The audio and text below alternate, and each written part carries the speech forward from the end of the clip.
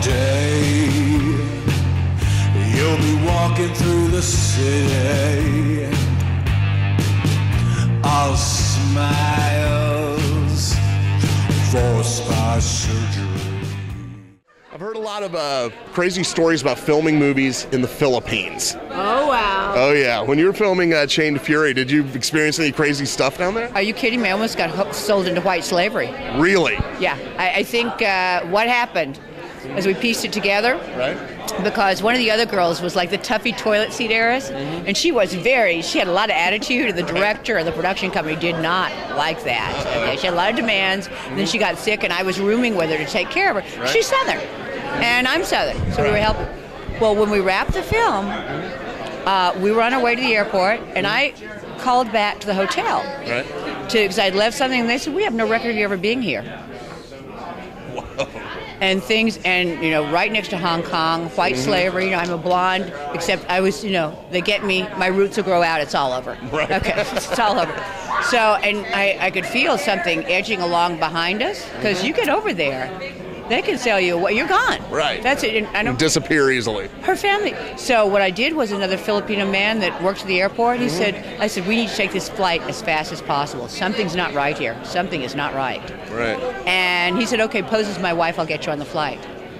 And they actually got us on the flight, and we got out. But something was coming down because there were people following us when I called the hotel. No record of our ever being there. Yeah, that's kind of fishy. I just remember all my instincts kicked in. Right.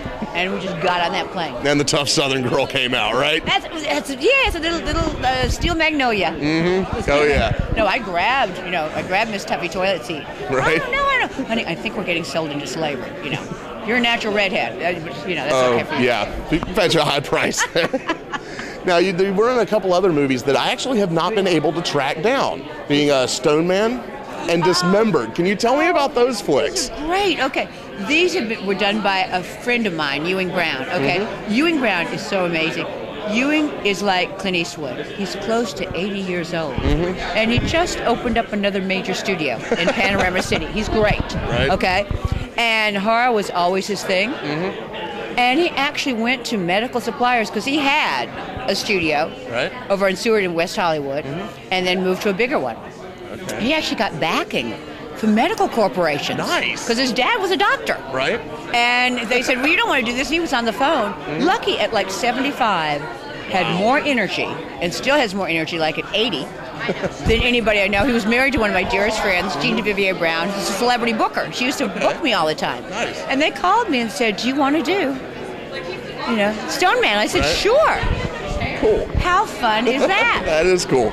So, and then they did, right after that, they did Dismembered. Okay. So it's playing with friends. Yeah, that's the best way to do it. I mean, no audition. They just said, you are a lucky penny. Will you do this? I said, you bet. I'll chinkle right on over. There you go. Now, you recently did The Change Up, which was actually filmed around here, wasn't it? It was filmed, Fastball Productions was filmed in Atlanta. Okay. Nicest people in the world. It doesn't get better. This was the writers of The Hangover. This was David Dobkin, the director of Wedding Crashers. Right.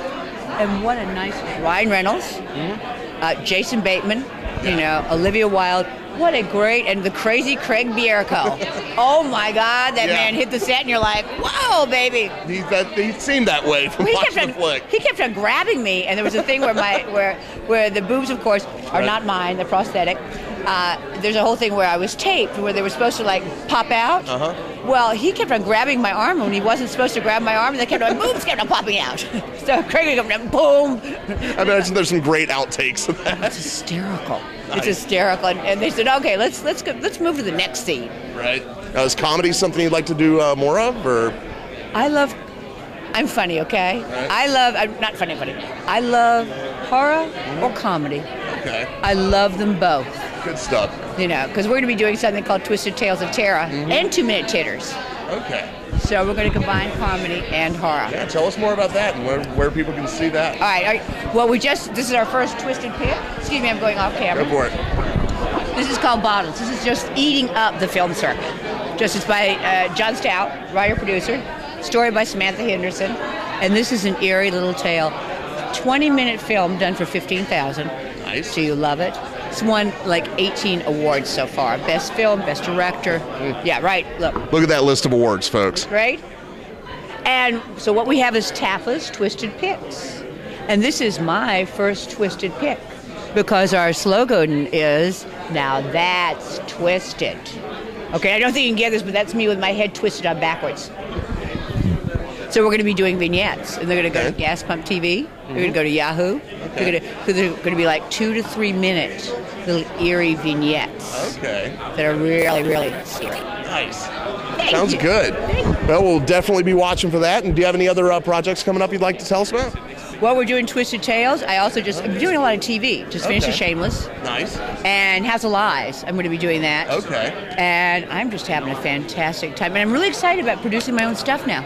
Yeah, that's very cool. Now, was producing something you always wanted to do while you were acting, or did you want to move up, or did that just come recently? I think for actors nowadays, if you can take your career, most actors, if you look at at the gal on 30 Rock, everybody, all the actors that have done well, have taken their careers in their own hands.